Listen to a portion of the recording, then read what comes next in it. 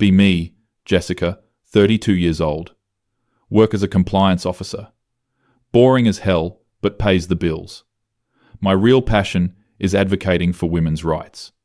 Just a regular person who gives a shit about equality. Attend rallies whenever I can, usually twice a month. Last Saturday was at the Reproductive Rights March downtown. Held my sign, chanted with everyone else, felt that rush of solidarity, posted pics on my personal Facebook and Instagram after. Got like 200 likes, which is pretty good for me. I'm not trying to build a following or anything. I just want my friends and family to see what matters to me. Monday morning, back at my desk, staring at a 40-page compliance document about liability clauses. Mind wandering as usual, thinking about how I haven't been on a date in 8 months, not for lack of trying. Downloaded every app, swiped through hundreds of profiles. The few matches I get never lead anywhere. Conversations feel like job interviews. Where do you work? What do you do? What are your hobbies? No spark, no excitement, no butterflies. Just sterile exchanges that fizzle out after 3 days. Remember when dating used to feel different? Not that I'm old enough to remember the good old days, or whatever, but even in my 20s there was something more organic about it. Guys would actually approach you at coffee shops, bookstores, bars. There was tension, anticipation, playfulness. Now everyone just stares at their phones.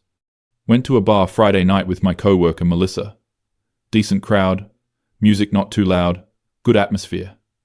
Sat there for 2 hours. Not a single guy even made eye contact. Everyone in their own bubbles. Melissa kept swiping on Bumble while we were literally surrounded by single men. Pointed this out to her.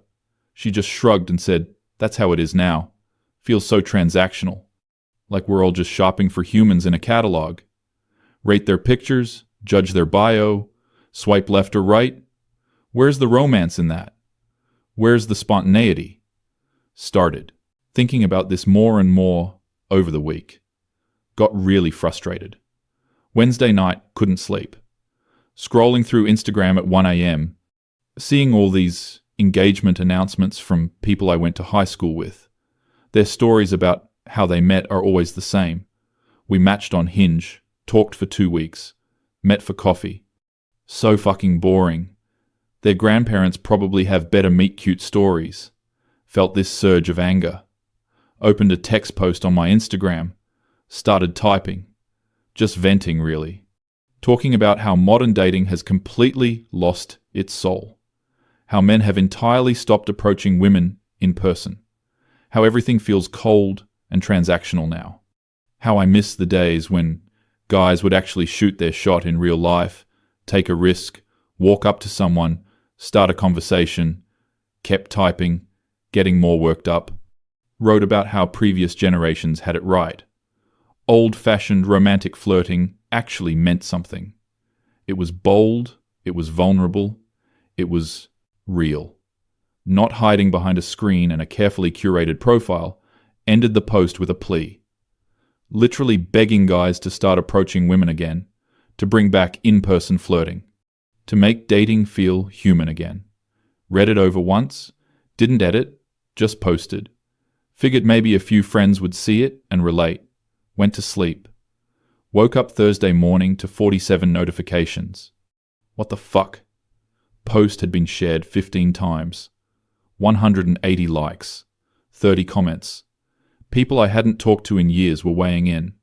Some women agreeing enthusiastically, saying they felt the same way. Thanking me for putting words to their frustration.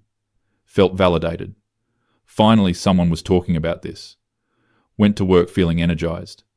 Checked my phone during lunch. Post was still gaining traction. Someone had screenshot it and shared it on Twitter. Now it was really spreading. Over 1,000 likes on the screenshot. Hundreds of retweets. Comments section was going crazy. Women sharing their own stories about modern dating, how they missed being approached, how apps have ruined everything. I felt like I'd struck a nerve. This was clearly something people needed to discuss. By Friday morning, the post had gone fully viral. The Twitter screenshot had 45k likes. Someone made a TikTok reading my post with sad music that got 200k views. My original Instagram post had over 2,000 likes now. People were sharing it to Facebook groups. Saw it in 3 different subreddits. Felt simultaneously thrilled and nervous. Thrilled because clearly this resonated with so many women. Nervous because I'm not used to this kind of attention. I'm literally just a compliance officer. I'm not a public figure or influencer. I just post about stuff I care about on my personal accounts. But this felt important. Felt like I was giving voice to something real. Spent Friday night reading through comments. Most were supportive. Women sharing their frustrations. Talking about how dating apps have made everything feel like a chore. But then started seeing some other comments. Mostly from men. They seemed confused. Some were angry. One guy commented, "Didn't you literally call me a creep for talking to you at Whole Foods?" Wait, what? Didn't remember that at all. Scrolled through my post history. Oh fuck. March 2022. Long post about how I was shopping for groceries. Guy approached me near the produce section. Tried to start a conversation about avocados or some shit. I wrote this whole thing about how women can't even buy vegetables in peace. How we're constantly subjected to unwanted attention. How men need to learn that public spaces aren't their dating playground. Called it harassment. Got a lot of support on that post too. Oh no. Kept scrolling. Found more. August 2022. Post about a guy who struck up a conversation with me at a bookstore. I'd written about how exhausting it is that men think women reading in public want to be interrupted. How we can't exist in spaces without being approached. Used the word harassment there too. November 2022. Whole thing about a guy who tried to buy me a drink at a bar. Wrote about how this behavior is outdated and presumptuous. How it puts women in uncomfortable positions. How men need to understand that we don't owe them conversation just because they purchased alcohol. Heart started racing. This wasn't good. The comments were starting to reflect this discovery. People were finding these old posts, screenshot them, putting them side by side with my current post. The contrast was fucking damning. 1 minute, I'm calling in-person approaches harassment. The next, I'm begging for old-fashioned romantic flirting. Tried to think of how to explain this. There's nuance here that people aren't getting. It's about context and intent and reading social cues. There's a difference between genuine romantic interest and predatory behavior. Started drafting a follow-up post to clarify. Deleted it. Tried again. Deleted it again. Everything I wrote sounded defensive. Because it was defensive, the truth was sitting there and I couldn't avoid it. I had been inconsistent. No, worse than inconsistent. I'd been contradictory. Hypocritical even. Saturday morning, woke up to my post being discussed on some men's forum. They'd compiled like 8 of my old posts about unwanted male attention. Put them in a grid next to my viral post. The thread had thousands of comments. They were eviscerating me, calling me entitled, saying this proved that women don't know what they want, that we complain no matter what men do. Approach us, we call it harassment. Don't approach us, we complain about that too. Felt sick reading it. Wanted to defend myself. Wanted to explain that it's not that simple. That women are individuals, and what works for one might not work for another. That consent and mutual interest matter. That there's a difference between a respectful approach and aggressive pestering. But even as I thought these defenses, I could hear how they sounded. How was a guy supposed to know if his approach would be welcomed or called harassment? How was he supposed to determine if this was the right context? If I was the right woman who wanted to be approached versus one who would blast him on social media, the answer was he couldn't know. He'd have to take a risk. Which was exactly what I was now begging men to do. But I'd also previously punished men for taking that exact risk. My coworker, Melissa, texted me. Said she saw my post everywhere. Asked if I was okay. Told her I was fine. Wasn't fine. Spent the weekend watching this play out online. More and more people were weighing in. Some women were still supporting me, saying that men were being deliberately obtuse.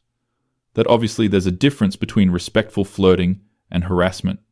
But then men would ask what that difference was, and the answers were always vague. Read the room, respect boundaries, pay attention to body language. All true, but all subjective. One woman's charming approach is another woman's uncomfortable harassment, and I had literally demonstrated this myself.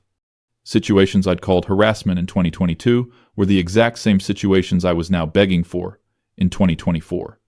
Guy starting conversation in public space? Check.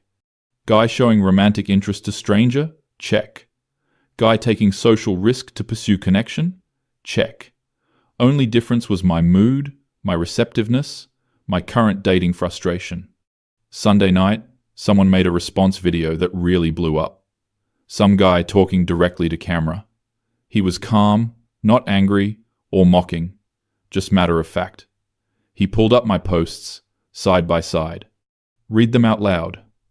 Then addressed the camera. Said something like, "Men are not mind readers. We respond to incentives and disincentives. For years, we've been told that approaching women in public is harassment, that we need to leave women alone in coffee shops, bookstores, gyms, grocery stores. That, cold. Approaches are unwanted and creepy. That we're making women uncomfortable. So we stopped. We listened. We took you at your word. We stuck to apps where there's mutual opt-in. And now you're mad about that too. You want us to read some invisible signal that distinguishes wanted from unwanted attention. But that signal changes based on whether you find us attractive, whether you're in the mood, whether you're currently frustrated with dating apps, you want traditional romance, but modern boundaries. You want to be pursued, but only in the exact way you want, at the exact time you want. And if we guess wrong, we're harassers who get publicly shamed. So no thanks. We're good with the apps. At least there, we know interest is mutual before we say a word. Watched this video 3 times. Had 500k views. Comments were overwhelmingly agreeing with him. Even some women were nodding along. Felt this crushing weight in my chest. Wanted to argue with him. Wanted to point out all the holes in his logic, but couldn't find them. He wasn't being unfair. He was responding to exactly what women like me had been saying for years. Leave us alone in public spaces. Stop bothering us when we're just trying to live our lives. We're not here for your entertainment. We don't owe you conversation. Your attention is not a compliment. It's a burden. I'd said all of this. I'd believed all of this. I still kind of believed it. But I also desperately wanted someone to approach me at a coffee shop. Wanted to lock eyes with a stranger across a bookstore. Wanted someone to take the risk of talking to me. Wanted the butterflies, and uncertainty, and organic connection. The contradiction was making my brain hurt. I tried to logic my way out of it. Maybe the issue was that the wrong men were approaching. Unattractive men. Men I wasn't interested in. But that felt gross to admit. So, the harassment versus flirting distinction was just based on whether I found the guy hot. That made me the shallow one. That made me the problem. Maybe it was about how they approached. Aggressive versus respectful. But I'd called respectful approaches harassment too. The guy at Whole Foods hadn't been aggressive. He'd just tried to start a conversation. I'd still blasted him online. Maybe it was about reading body language and social cues. But how is a stranger supposed to read my cues? I probably look the same, buying avocados, whether I want to be approached or not. Resting face doesn't broadcast romantic availability. Spent Monday morning at work, completely distracted. Kept refreshing my phone. The discourse had moved on, but was still simmering. My name was being mentioned in think pieces now. Some were sympathetic, saying this showed how impossible modern dating is for everyone. How women are caught between wanting safety and wanting romance. But most were critical, saying I represented everything wrong with modern feminism. That I wanted all the benefits of traditional gender roles and modern equality. I wanted men to pursue but only when convenient. Wanted to be approached but retain veto power that came with public shaming. Wanted the excitement of the chase but none of the discomfort of unwanted attention. My friend Sarah called me Tuesday. She'd seen everything. Asked what I was going to do. Told her I didn't know. She suggested I post an apology or clarification. Thought about it. What would I even say? Sorry for being inconsistent. Sorry for contributing to a culture where men are damned if they do, damned if they don't. Sorry for wanting incompatible things. Sorry for being human and complex, and occasionally hypocritical. None of it felt right. Decided to just let it blow over. Deleted the viral post. Too late, obviously, since it had been screenshot everywhere. But at least it wasn't on my page anymore. Made my accounts private. Stopped checking mentions. Tried to move on. Wednesday evening was supposed to go to a women's rights rally downtown. Reproductive healthcare focus. Normally, wouldn't miss it, but felt weird about going. Felt like a fraud. Still went though, because I do actually care about these issues. My hypocrisy about dating doesn't negate my beliefs about women's rights. Or does it? Stood in the crowd holding my sign. Usually feel energized at these things. This time just felt confused. How many other positions was I holding that contradicted each other? How many times had I demanded something while simultaneously criticizing it? Got home that night and opened a beer. Sat on my couch thinking. Realized what bothered me most wasn't the criticism. It was that the guy in the video was right. Men had listened to what women were saying. That we didn't want to be approached in public. That cold approaches were generally unwelcome. That apps provided a better system with mutual consent. They'd adapted their behavior. And now, I was mad about it. Not because they'd done something wrong, but because the consequences of getting what I asked for weren't what I wanted. Turns out mutual opt-in, consent-based dating is sterile and boring. Turns out algorithmic matching removes spontaneity and chemistry. Turns out transactional swiping doesn't create butterflies. Who knew? Apparently everyone except me. Thursday morning at work, ran into this guy Derek from accounting. We'd talked a few times, always pleasant. He was holding the elevator for me. Got in, said thanks. He smiled, looked like he wanted to say something, then didn't. Just looked at his phone. Elevator ride was silent. Realized he probably would have chatted me up 6 months ago. Maybe even asked me to lunch. But he'd probably seen my posts. Or at least absorbed the general cultural message they represented. Why risk it? Safer to just look at his phone. Got to my floor feeling more frustrated than ever. This is what I wanted, right? To be left alone. To not have my elevator ride interrupted by unwanted conversation. To exist in public without men bothering me. Mission accomplished. Jessica, you won. Except it didn't feel like winning. Friday night, Melissa dragged me out to a bar. Said I needed to stop moping. Sat there drinking overpriced cocktails. Decent crowd again. Mostly people our age. Watched the whole scene like an anthropologist. Everyone in gender-segregated groups. Guys with guys, girls with girls. Nobody crossing the divide. Everyone. On their phones. Swiping through the same apps.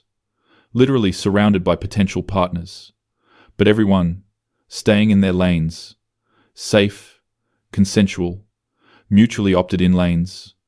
Melissa pointed out a guy across the bar. Said he was cute. Told her to go talk to him. She looked at me like I'd suggested she juggle chainsaws. We don't do that anymore, Jessica. You know that. Told her. Apparently, I didn't know that. She gave me a weird look. Realized I was being bitter. Tried to shake it off. Melissa went back to swiping. I just sat there. Guy, Melissa had pointed out, glanced our direction a few times. Could tell he was interested, but he stayed put. Probably ran the same risk calculation in his head. Approach her, could go well. Or could get blasted on social media. Or told he's harassing her. Or make her uncomfortable. Or become a story she tells about creepy men who won't leave women alone. Better to just keep drinking with his friends. Safer bet. Watched him match with someone on his phone. Start chatting with a pixel representation of a person, instead of the actual person 10 feet away who might be interested. This is fine. Everything is fine. This is exactly the system we built. Went home alone. Melissa went home alone. Cute guy went home alone. Everyone swiping and matching and having boring conversations that lead nowhere. Saturday afternoon did laundry and groceries. Stood in the produce section at Whole Foods. Thought about that guy from 2022, the one who tried to talk to me about avocados. Wondered what he was doing now. Probably married to someone he met on Hinge, telling their boring ass story at dinner parties. We matched, we talked, we met for coffee. Their kids will never have a romantic story about how mum and dad met. Folding laundry later, and my phone buzzed. Notification from Hinge. Another match. Looked at his profile. Aaron, 34, works in marketing. His bio said he likes hiking and trying new restaurants. Literally the same as every other bio. Swiped through his pictures. Looked fine, decent enough. He'd already sent the first message. Hey Jessica, saw you also like hiking? What's your favorite trail? Stared at it for a full minute. This was it. This was modern dating. This was what I'd advocated for.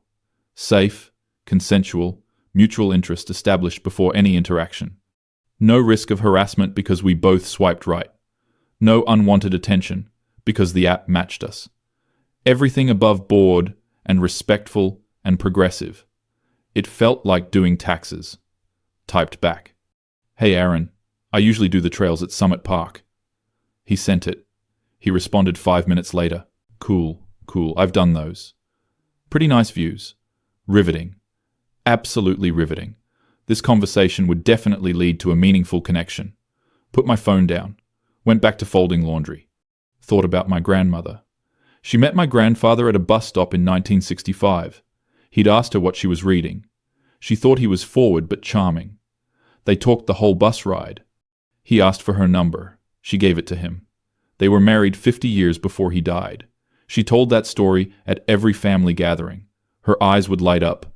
The spontaneity, the risk he took, the immediate connection. Tried to imagine telling my future kids. We matched on Hinge. He asked about my favorite hiking trail. We talked for 2 weeks. Then met for coffee at a place neither of us had strong opinions about. The romance of it all.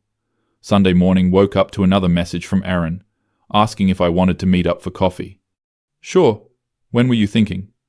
How about Thursday afternoon? Works for me. Marked it in my calendar. Felt nothing. No butterflies. No anticipation. No excitement.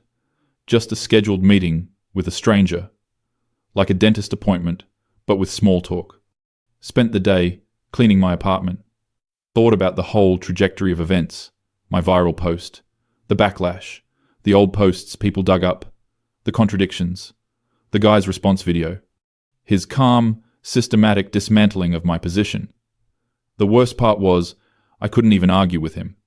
I couldn't find the flaw in his logic. Men had responded rationally to the incentives women created. We said approaching us was harassment. They stopped approaching. We said we wanted consent and mutual interest first. They moved to apps that provided that. We said we wanted to be left alone in public spaces. They left us alone. And now I was unhappy with the results. But that was my problem, not theirs. They'd done exactly what was asked. They couldn't fault someone for listening. Couldn't blame men for adapting to what women said they wanted. Especially when the alternative was being publicly shamed as a harasser. The rational choice was obvious. Let the apps do the work. Eliminate risk. Wait for mutual interest to be established. Never make anyone uncomfortable. Never be the guy in someone's viral post about creepy men. Just swipe and match and have boring conversations. Safe and sterile and soul-crushing. But safe. Thursday came around. Met Aaron at the coffee shop. He looked like his pictures, which was good, I guess. Shook hands. Ordered our drinks. Sat down. Talked about hiking. Talked about our jobs. Talked about shows we were watching. He was nice. Perfectly pleasant. Conversation was fine. No chemistry, though. No spark. Just two people fulfilling the script. Ask questions, share information, laugh politely. An hour passed. We both had to get back to work. He said we should do this again. I said, sure. We didn't exchange numbers, because we already had each other on the app. Hugged briefly. Went our separate ways. Walked back to my office thinking about nothing, feeling nothing. Later that night he messaged me on Hinge. Had a nice time. Would love to see you again. I stared at the message. Should I say yes? He was perfectly acceptable. Nothing wrong with him, but nothing particularly right either. Just adequate. Just safe. Decided to respond the next day. Needed time to think. Friday evening, sat on my couch with wine. Melissa called, asking how the date went. Told her it was fine. She said fine is good. Fine is a start. You can build on fine. Hung up, feeling depressed. This is dating now. Fine. Adequate. Building on acceptable. Remembered being 23. Guy approached me at a concert. We danced. We talked. We had instant chemistry. Made out by the stage. Dated for 6 months. We didn't work out, but it was exciting while it lasted. That would never happen now. Now, we'd both be at the concert on our phones, swiping through apps. Surrounded by people, but completely isolated. Matching with strangers. We'd meet for coffee 3 weeks later. Having fine conversations. Building on adequate. Opened my Instagram. Still private, but I could see my old posts. Scrolled back to my viral post about wanting men to approach again. Read it with fresh eyes. Saw how desperate it sounded. How entitled. Bring back old-fashioned romance. Men need to start approaching again. Make dating exciting again. All demands. No acknowledgement that I'd contributed to the very culture I was complaining about. No recognition that men were responding rationally to what women asked for. A just complaint that the consequences weren't what I wanted. Classic. Scrolled further back. Found the posts about unwanted attention, about harassment, about men needing to leave women alone. Read those with fresh eyes too. Saw how absolute they were, how there was no room for nuance. Any approach was harassment. Any attention was unwanted. Any man trying to start a conversation was a creep. No wonder they stopped. Sat there with my wine, looking at the contradiction laid bare. 2 versions of myself. Both absolutely certain. Both completely incompatible. Both insufferable in their own way. One demanding to be left alone. The other demanding to be pursued. One calling approaches harassment. The other begging for approaches. Neither acknowledging the impossible position this created. Neither taking responsibility for the consequences. Just complaints and demands. Just entitlement. The guy from the response video was right. We didn't know what we wanted. Or we did but wanted incompatible things. Wanted romance without risk. Wanted pursuit without rejection. Wanted old-fashioned courtship with modern consent culture. Wanted men to approach, but only the right men at the right time in the right way. And if they guessed wrong, they were harassers. No wonder they opted out. No wonder they stuck to apps. No wonder Aaron and I had a fine date. Because fine is all you get when nobody's willing to take risks. Poured another glass of wine. Thought about responding to Aaron. Telling him, yes. Let's go out again. Build on fine. Settle for adequate. This is what modern dating is. Might as well accept it. Except I couldn't quite bring myself to type it. Because settling for fine felt like admitting defeat. Admitting that the guy in the video was right. Admitting that I'd advocated myself into a corner. Demanded my way into sterile transactional dating. And now had to live with it. Put my phone down. Sat there in the quiet of my apartment. Alone. Single. 32 years old. Surrounded by thousands of potential matches on apps. None of them feeling real. All of them just fine. Adequate. Safe. Thought about deleting my apps. Going back to meeting people organically. But where? Men weren't approaching anymore. I'd helped make sure of that. Could approach them myself, I guess. But that felt wrong somehow. Not because women shouldn't approach men, but because I wanted to be pursued. Wanted the traditional dynamic, while also wanting modern equality. wanted everything, wanted incompatible things, and ended up with nothing. Finished my wine. Looked at my phone one more time. Aaron's message, still sitting there. Had a nice time. Would love to see you again. Nice, fine, adequate. This is what I'd built. This is what I'd asked for.